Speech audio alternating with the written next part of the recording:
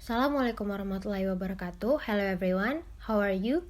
I hope you always in a good condition. So we are from group 8. We have to present about solidarity and politeness. The first speaker will be delivered by Nabila. The second speaker will be delivered by Nadia. The third speaker will be delivered by Mutiara. And the last speaker will be delivered by Mutia. Hope you understand our material, and if you still confused about the material, you can ask in the comment section below.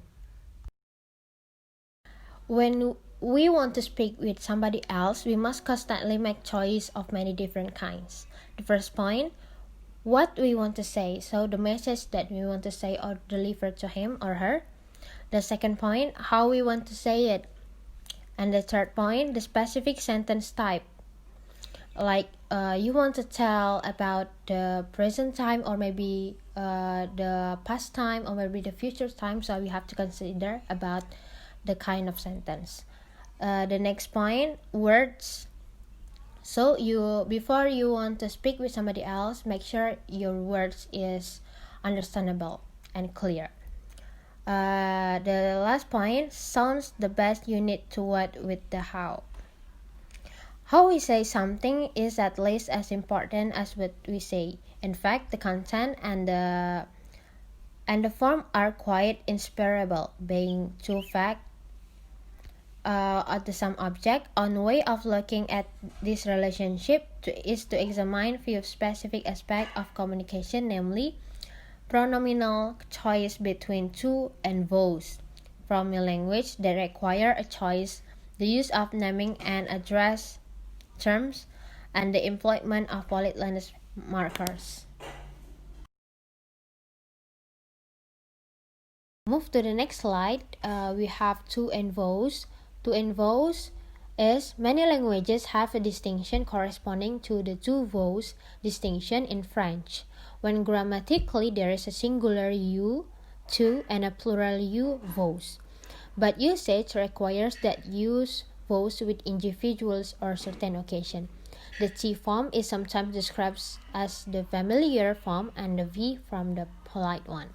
Jadi to and vowels itu bahasa Prancis yang bermakna you, tapi dipakai dalam dua occasion yang berbeda. Jadi kalau misalnya secara umum, to itu digunakan ketika berbicara dengan anak-anak atau orang yang lebih muda, or maybe friends, lebih mengarah ke situasi formal atau casual. Sedangkan vows digunakan ketika berbicara dengan orang yang lebih tua dalam situasi formal, seperti talk to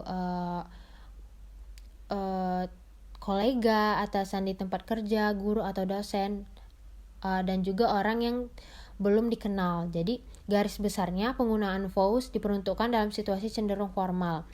Apabila penggunaan tersebut tidak tepat, Anda dianggap sebagai orang yang kurang berpendidikan gitu. Kalau misalnya penggunaan katanya tidak tepat, jadi itu menggambarkan tentang politeness dan juga solidarity.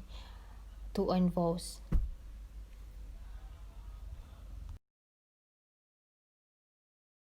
To the next slide.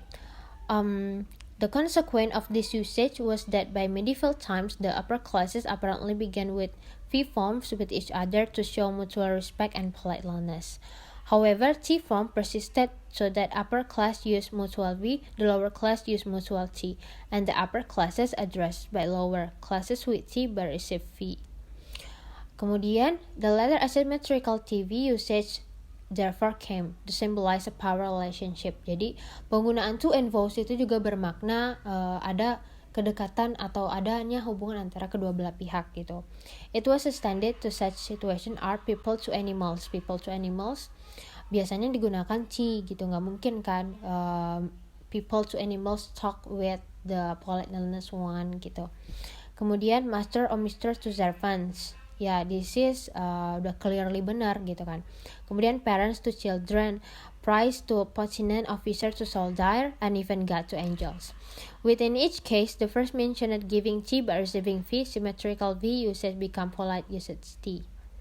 Gitu. Jadi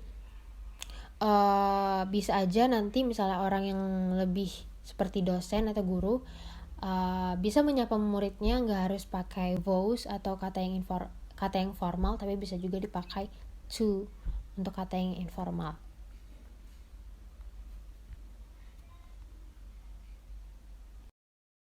Symmetrical fee usage became polite usage. This polite usage spread downward in society, but not all the way down, so that in certain classes, but never the lowest, it became expected between husband and wife, parents and children and lovers.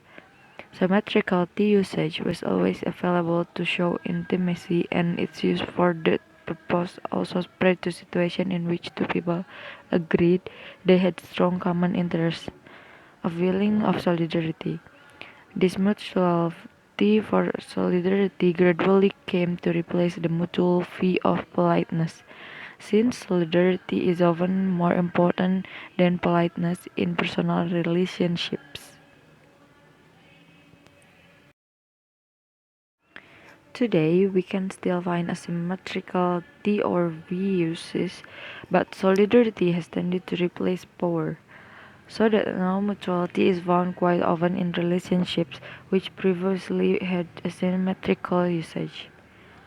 For example, father and son, and employer and employee. Because solidarity is so important, it sometimes falls on one party to initiate the use of T. Brown and Gilman explain how such a change may be initiated. For example, the change from asymmetrical T or V or polite V or V to mutuality. Once a pair of speakers decide on mutuality, it is also impossible to go back to either T or V usage without changing the social relationships. Social networks among the upper strata are much more fragmented. People are more independent and social distance is more normal. Hence, the exchange found in such groups. Family relationships are also more hierarchical, and that also precludes the use of the exchange. For example, Key Valik 1999 provides an interesting account of how school children in Estonia learn to use the T or V system of that language. Sa or Sina versus T or T. There is a considerable variety of usage within the system as factors such as age, town versus country, formality, and changing power relationship are involved. There are also avoidance strategies, but these are not always available. The result is that singular and plural address in Estonian is actively and creatively used for establishing and maintaining the character of social relations, as well as for accomplishing various activities such as degrading, condemning, or nagging.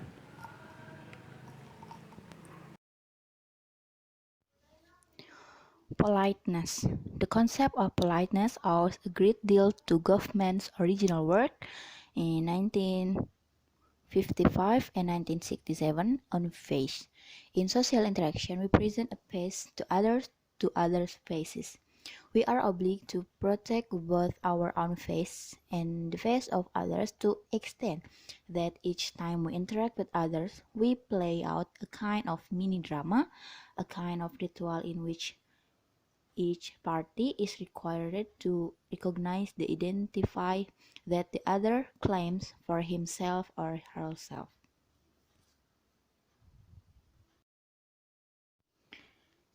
In discussing politeness, the concept of interest to them, Brown and Levinson define a face as the public self-image that every member wants to claim for himself. They also distinguish between positive face and negative face. Positive face is desire to gain the approval of others.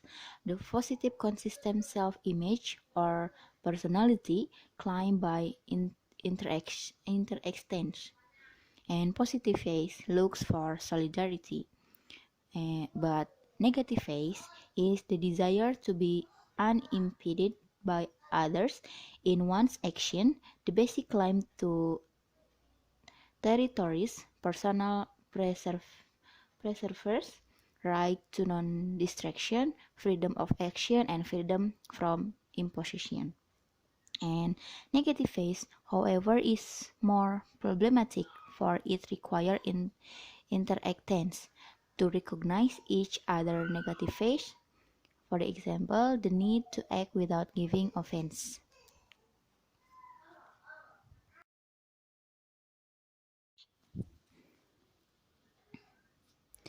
When we interact with others, we must be aware of both kind of phase and therefore have a choice of two kind of politeness.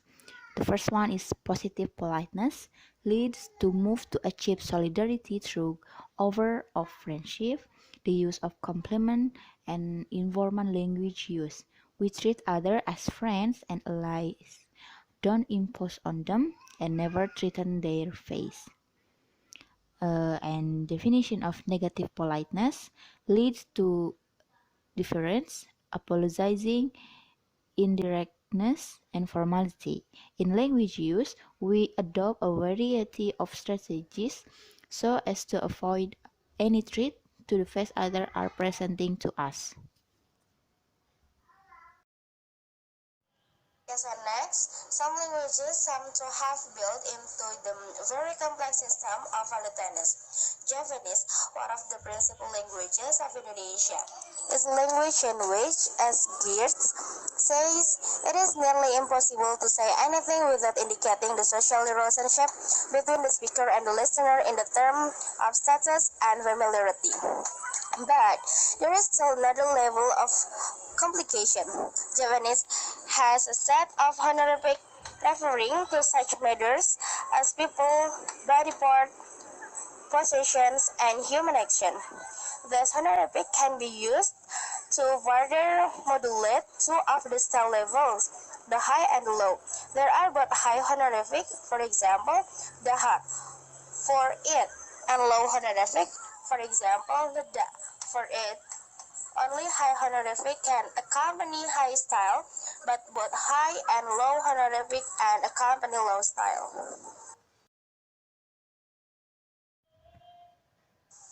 Yes, and next, they include not only qualitative characteristic of the speakers, age, sex, kinship relation, occupation, wealth, education, religion, commitment, family background, but also more general factors. The first is social setting. So the second, the content of the conversation. The third is the history of social interaction between the speaker. And last, the presence of a third person. Okay guys, so that's all our presentation today. Thank you for your nice attention, and we hope that you always fun like every day, and stay healthy, stay safe, and of course stay at home.